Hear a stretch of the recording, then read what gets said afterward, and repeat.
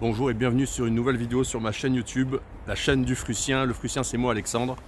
Et sur cette chaîne YouTube, sur ma chaîne YouTube, je vous parle de la Russie d'aujourd'hui. La Russie d'aujourd'hui dans toutes ses réalités, ses contradictions, de ma vie en Russie, puisque j'habite en Russie depuis maintenant près de 16 ans.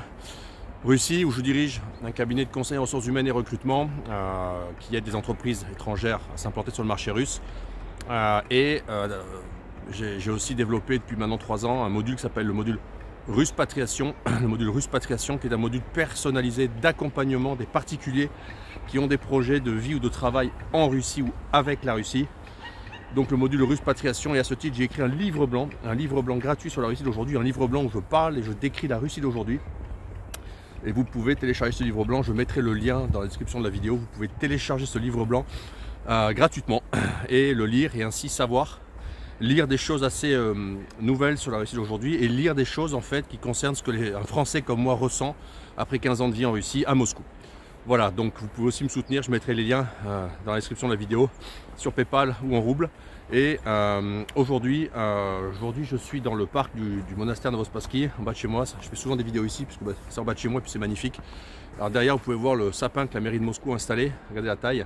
Donc des sapins comme ça il y en a à peu près partout dans Moscou.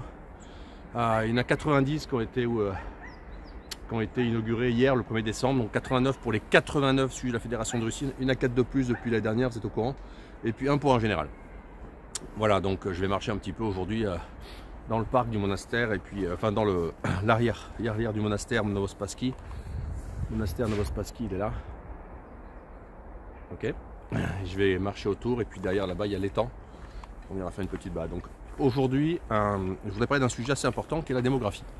La démographie, j'ai fait une newsletter là-dessus récemment. Vous pouvez aussi vous abonner à Rêve Russe, la newsletter que je fais sur la Russie, qui sort tous les mardis. C'est une newsletter une fois par semaine où je parle de la Russie. Donc Rêve Russe, je mettrai le lien pour s'abonner à la newsletter Rêve Russe dans la description de la vidéo. Donc aujourd'hui, la démographie. La démographie, puisque la démographie russe, c'est quelque chose dont on parle beaucoup. C'est quelque chose qui fait beaucoup fantasmer. On parle toujours de catastrophes démographiques russes, etc. Voilà, moi j'aime la démographie. C'est un sujet qui me passionne. Pour des raisons que je n'explique pas. Je me suis toujours intéressé à la démographie, donc j'ai écrit à peu près 300 ou 400 articles depuis maintenant une quinzaine d'années sur la démographie. J'avais été un des premiers blogueurs, analystes, peu importe, à prévoir le redressement démographique russe des années Poutine, entre 2005 et 2015, pour des raisons purement statistiques évidemment, pas de magie. Donc voilà, je m'intéresse à la démographie, et puis je suis marié, j'ai 2 enfants, donc moi j'ai contribué à la démographie russe en 2012 et 2014, et par conséquent, j'en parle en connaissance de cause. Voilà, donc la démographie russe. Donc le problème de la démographie russe, c'est les dents de scie. La démographie russe, la Russie, on va commencer au premier impact fort. La Seconde Guerre mondiale, la démographie russe a été extrêmement impactée par la Seconde Guerre mondiale, puisque les Russes ont payé tribut maximal. L'URSS a perdu plus de 20 millions de personnes apparemment, et dans le tas une grande majorité de Russes. Donc la démographie a été très impactée pendant les années de la guerre, évidemment, les naissances se sont effondrées et la mortalité a explosé. Puis après, au cours de l'URSS, donc de l'après-guerre, dans les années 60, 70, 80, la démographie s'est redressée. L'URSS a connu une forte croissance démographique. Alors malheureusement, surtout dans les périphéries et pas assez dans le centre russe, la Russie soviétique, ce qui, selon Hélène Kardanko, ça a entraîné la chute de l'URSS et ces déséquilibres démographiques entre la Russie soviétique centrale et ses périphéries soviétiques. Mais voilà, en tout cas, les naissances sont remontées, le solde naturel, c'est-à-dire les naissances moins les décès en URSS était positif. Dans les 15-20 dernières années de l'URSS, on était à plus 400, 500, 600 000 habitants par an. Donc c'est assez considérable. Et ça c'est malgré les campagnes, malgré tous les problèmes qu'il y a eu en URSS, malgré toutes les difficultés, etc. L'URSS a créé des naissances. Et puis l'URSS s'est effondrée. L'URSS s'est effondrée. En 1990, dernière année de l'URSS, il y avait à peu près un peu moins de 2 millions de naissances pour 1 600 000 décès par an, à peu près 650 000, 700 000 décès. Donc il y avait un solde naturel positif de 300 000 habitants. Et puis à partir de là, 91 jusqu'à 2000, les naissances se sont effondrées. Les naissances ont baissé chaque année. On est passé à 1 200 000 naissances en 1999, donc on est passé de presque 2 millions à 1,2 million, ça a presque été divisé par 2. Et dans la même période, la mortalité elle a explosé, puisque en 2002 ou 2003, je ne sais plus, on est monté à peu près de 2 500 000 décès.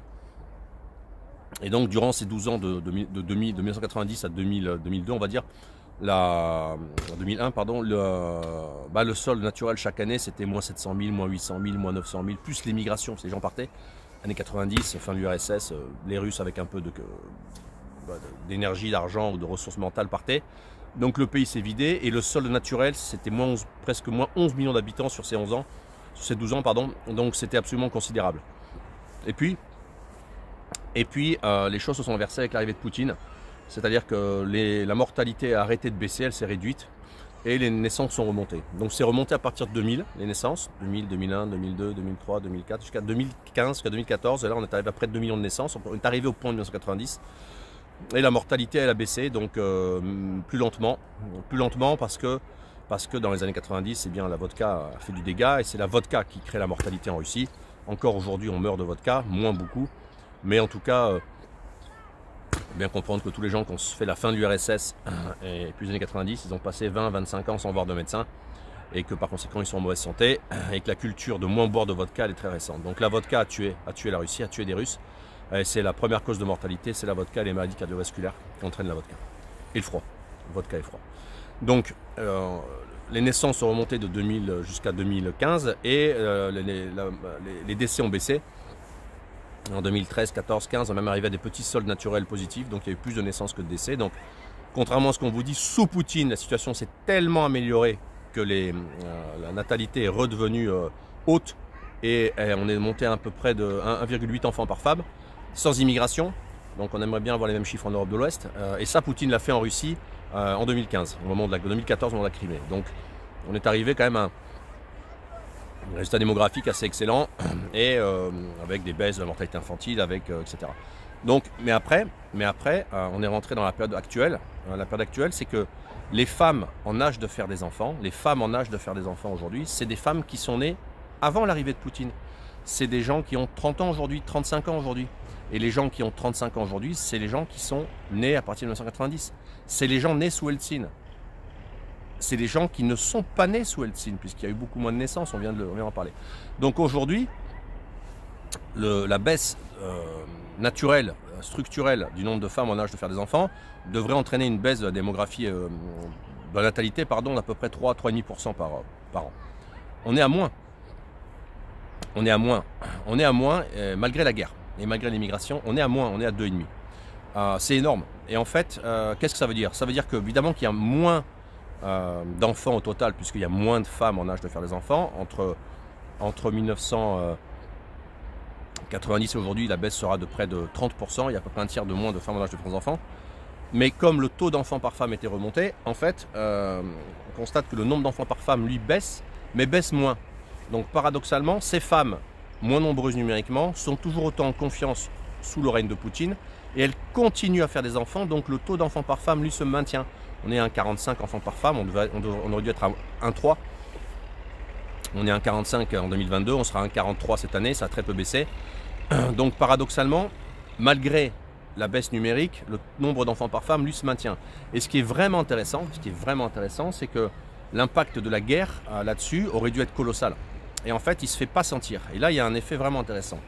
Alors, avant de parler de la guerre, la tendance lourde de ce qui va se passer. Ce qui va se passer, c'est que le premier enfant pour une femme en Russie aujourd'hui, c'est 28 ans.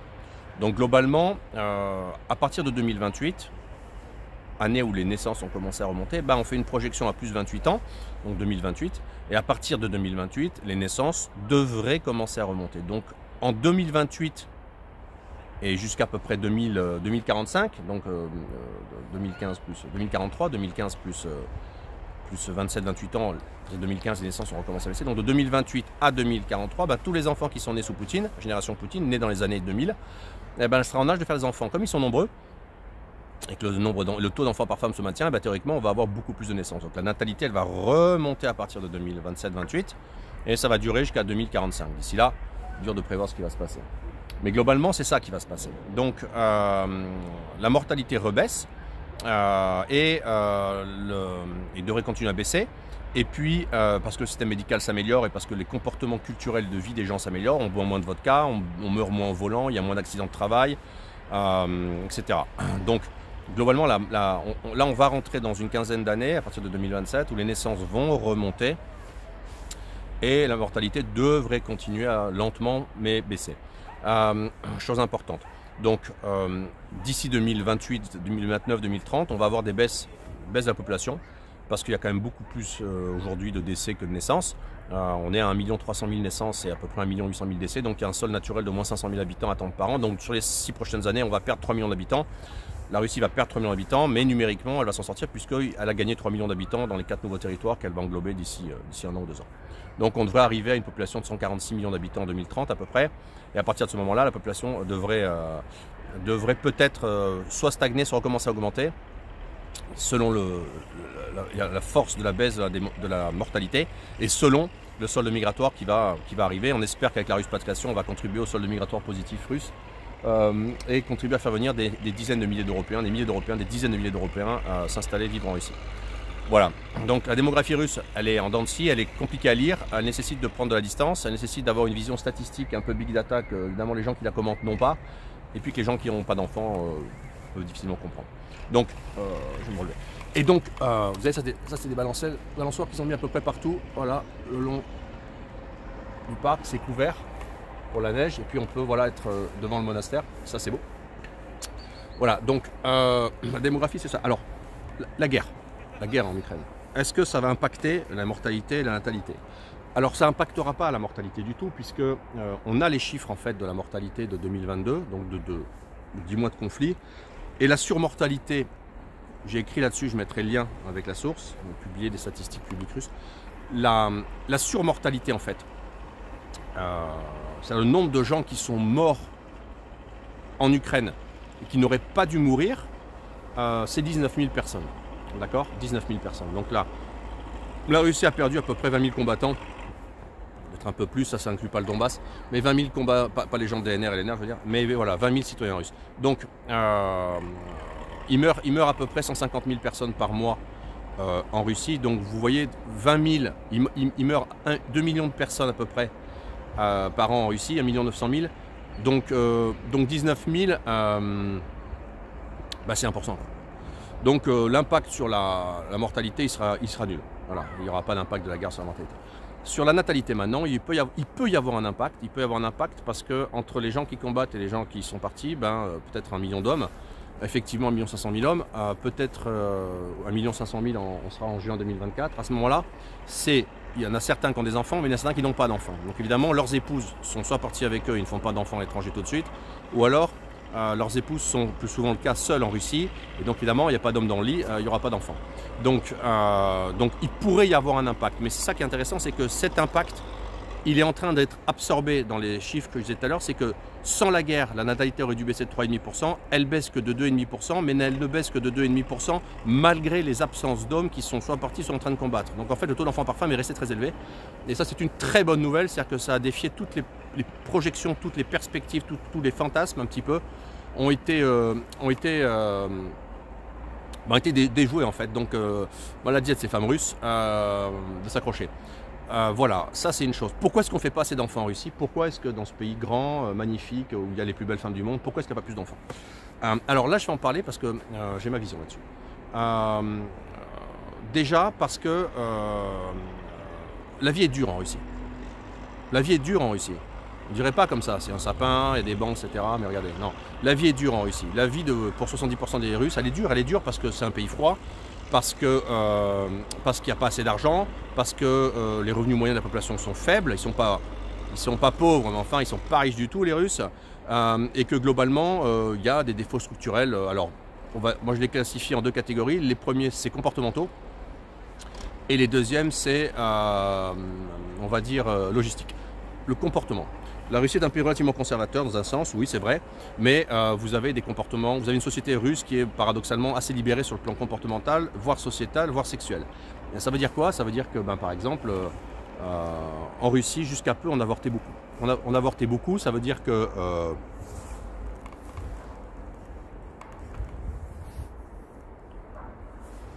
on avortait beaucoup. Ça veut dire quoi? Ça veut dire que sous l'URSS, le moyen de contraception, c'était l'avortement. Donc, et dans la Russie post-soviétique, dans la Fédération de Russie, les avortements sont restés très importants. En 1965, en URSS, on est monté jusqu'à 6-7 millions d'avortements par an pour 2 millions de naissances. Donc c'était énorme, 3 fois plus d'avortements que de naissances. Et dans la Russie post-soviétique, on est passé de 3,5 millions d'avortements en 90 à 390 000 à peu près en 2022. Donc ça a baissé par 8, par 10. Donc, et de ces 390 000, il y a 200 000 avortements médicaux, donc il reste 180 000 avortements, on va dire 80 000 avortements sont vraiment des avortements de choix. Donc c'est faible, on va dire qu'aujourd'hui il n'y a plus de problème d'avortement en Russie. Mais par contre, il y a longtemps eu des problèmes d'avortement. Donc des avortements qui ont été mal faits, des jeunes femmes qui ont été abîmées. Et donc de facto ça a impacté la démographie. De facto aussi les gens dans les années 90 se sont rassemblés dans les villes. La population a continué à s'urbaniser. Les métrages des appartements sont très faibles en Russie. C'est très dur de faire des enfants quand vous vivez dans 50 mètres carrés, avec des affaires d'hiver, les jeux de pneus de la voiture, etc. Un chien, parce que les Russes aiment les animaux. Donc vous avez un manque de place structurelle. Donc il y a un enfant. Alors on est monté à près de 2 enfants par femme en Russie, je répète, en 2013, 14, 15. Donc il y a eu un effort énorme. Il y a le retour de la religion qui a joué, il y a le retour des valeurs traditionnelles, il y a les campagnes de propagande fortes de l'État, etc. Ça a joué, tout ça a joué, tout ça a eu un impact positif, bien entendu. Mais globalement, les difficultés structurelles, climatiques, les difficultés logistiques, les problèmes d'argent, il n'y a pas assez d'argent. La plupart des gens qui disent qu'on ne fait pas un deuxième enfant, c'est pour des raisons financières, ou l'introduction des mesures spéciales comme le mat capital, le financement financier qui est apporté pour un deuxième enfant et puis maintenant pour un premier enfant. Le mat capital, allocation de naissance pour les femmes qu'elles peuvent utiliser, ne dépenser que dans le cadre de dépenses liées au développement de l'enfant, qui a énormément contribué puisque sur les 10 dernières années, il a contribué à monter de près de 20% de la natalité. Donc vous avez une société qui est quand même très libérée, qui se marie très tôt, qui divorce très tôt. Vous avez des gens qui ont une population qui a énormément de tempérament, surtout les femmes. Donc vous avez des divorces, vous avez de facto, de par le divorce, des situations économiques qui s'aggravent et donc des femmes qui sont obligées de travailler et donc quand elles travaillent, elles font moins d'enfants. Donc là-dessus, il y a encore un dérèglement comportemental et sociétal profond qui n'est pas réglé. Il y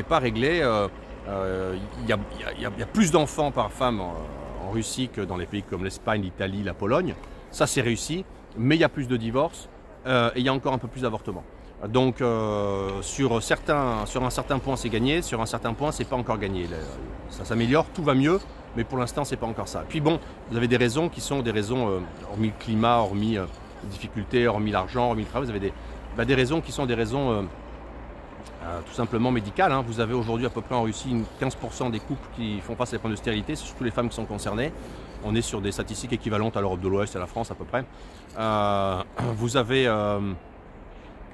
des gens qui font un premier enfant plus tard, et donc de facto, là-dessus ça s'occidentalise, on fait l'enfant de plus en plus tard, c'est plus 25 ans, c'est 28, ça va être 30 dans 2 ans, et donc en faisant les enfants plus tard, de facto on fait un premier enfant plus tard, donc le deuxième enfant arrive plus difficilement.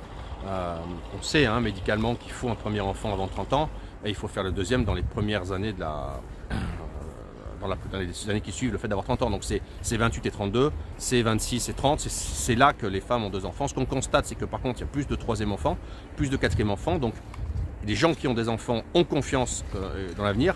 Le problème, c'est les premiers enfants. Les premiers enfants qui baissent parce que les jeunes ont été plus concernés un peu plus par la mobilisation. Donc les femmes jeunes sont un peu plus seules que les femmes plus âgées. Que les femmes jeunes sont un peu plus modernes dans un sens peut-être plus européenne, plus occidentale, un peu plus surtout des grandes villes et que donc elles ont plutôt tendance à être très prudentes avant de se marier. On se marie tôt en campagne, on se marie plus tard en ville, on veut faire carrière et quand on est en ville seul, il faut travailler pour gagner de l'argent parce que la Russie n'est pas un état social, c'est pas un état dans lequel l'État vous nourrit et que donc il faut survivre.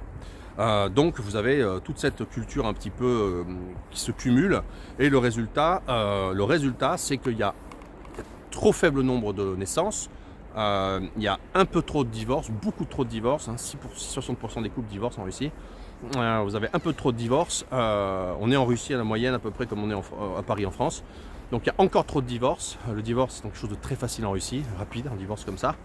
Donc voilà, vous avez des femmes qui sont avec beaucoup de tempérament, assez hystériques, et donc vous avez un taux de violence conjugale plus élevé, et donc violence conjugale plus élevée, plus tempérament culturel fort, égale probabilité de divorce plus élevée. Donc ça, c'est peut-être des comportements anthropologiques profonds de la société russe. Voilà, donc et puis dans les pays, dans un pays froid comme la Russie, un pays climatiquement difficile, il y a beaucoup de zones dans lesquelles élever des enfants est difficile. Il ne faut pas sous-estimer. C'est que l'hiver, les gamins, si vous n'avez pas des infrastructures de top niveau, c'est dur d'avoir des enfants dans un pays froid. C'est dur. Puis bon, vous avez, voilà, je parlais des comportements tout à l'heure, on peut aussi rajouter le fait que vous avez une culture du froid, hein, c'est-à-dire que les femmes, pendant longtemps, c'était pas une crainte du froid, c'est mini-jupe l'hiver, donc c'est des difficultés après médicales, hein, tout simplement. C'est la génération cystite, donc il y a plein de choses compliquées. Et l'apaisement, la normalisation est en cours, mais il n'est pas encore arrivé. Sur ce plan-là totalement, même si les choses ne sont pas du tout aussi cataclysmiques, c'est beaucoup moins grave la situation démographique en Russie que ça l'est en Espagne, c'est beaucoup moins grave que ça ne l'est en Italie, en Pologne, c'est beaucoup moins grave que ça ne l'est au Japon, en Corée, donc, et puis c'est moins grave que ça l'est en France, qu'il n'y a pas de remplacement de population ici. Donc globalement, les choses sont pas idéales. La Russie aujourd'hui est dans ses années creuses, mais derrière, sur les 20 prochaines années, la situation démographique russe va s'améliorer. Et puis en plus, je pense que la Russie va baisser d'une migration positive saine, qualifiée, que ce soit d'Europe de l'Est, d'Europe de l'Ouest, à mon avis très, très positive d'Asie. Donc globalement, les choses vont plutôt aller dans le bon sens et globalement, il y a des raisons d'être plutôt optimiste, moi je pense, sur la démographie russe. Voilà. C'est tout pour aujourd'hui. Suivez-moi sur YouTube, abonnez-vous à cette chaîne, faites circuler cette vidéo sur la démographie. N'écoutez pas les experts français sur la démographie russe, ils n'y connaissent rien. Suivez-moi sur les réseaux sociaux, partagez cette vidéo et je vous dis à très bientôt pour une nouvelle vidéo sur la chaîne YouTube du Fruitien.